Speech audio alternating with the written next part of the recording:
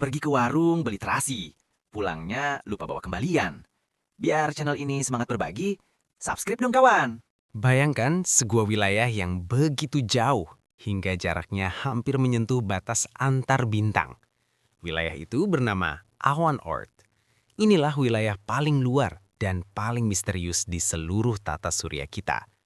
Menurut NASA, Awan Oort membentang sangat jauh dari matahari, bahkan bisa mencapai sekitar seperempat hingga setengah jarak menuju bintang terdekat.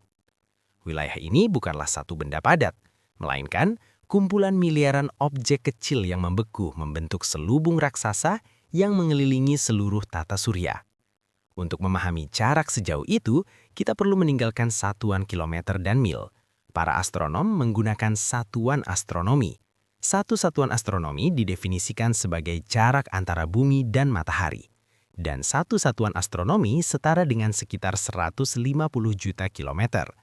Sebagai perbandingan, Pluto, planet Katai di tepi tata surya, memiliki orbit yang membawanya berada pada jarak sekitar 30 hingga 50 satuan astronomi dari matahari.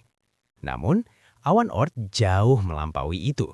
NASA memperkirakan tepi bagian dalam awan Oort berada pada jarak 2.000 hingga 5.000 satuan astronomi dari matahari. Sementara itu, tepi bagian luarnya diperkirakan berada di kisaran 10.000 hingga 100.000 satuan astronomi. Jika angka-angka ini terasa sulit dibayangkan, kita bisa menggunakan waktu sebagai pengukurnya. Wahana antariksa Voyager 1 yang diluncurkan NASA pada tahun 1977 adalah objek buatan manusia yang paling jauh dari bumi saat ini. Voyager 1 melaju dengan kecepatan sekitar 1 juta mil per hari. Namun meskipun begitu, NASA memperkirakan Voyager 1 baru akan memasuki awan Oort sekitar 300 tahun lagi. Dan bukan hanya itu, untuk keluar dari tepi terluarnya, wahana ini mungkin membutuhkan waktu hingga 30.000 tahun. Artinya, bahkan teknologi manusia tercepat sekalipun masih membutuhkan puluhan ribu tahun untuk melintasi wilayah ini. Lalu, bagaimana jika kita bisa bergerak dengan kecepatan cahaya? Kecepatan cahaya mencapai sekitar 1 miliar kilometer per jam. Namun bahkan dengan kecepatan sefantastis itu, perjalanan menuju awan Oort tetap bukan perjalanan singkat. NASA menyebutnya sebagai ekspedisi jarak jauh yang sangat panjang. Ini menunjukkan betapa luasnya tata surya kita dibandingkan dengan kemampuan manusia saat ini.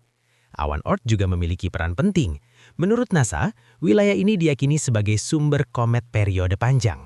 Komet-komet ini membutuhkan ribuan, bahkan jutaan tahun untuk mengelilingi matahari satu kali.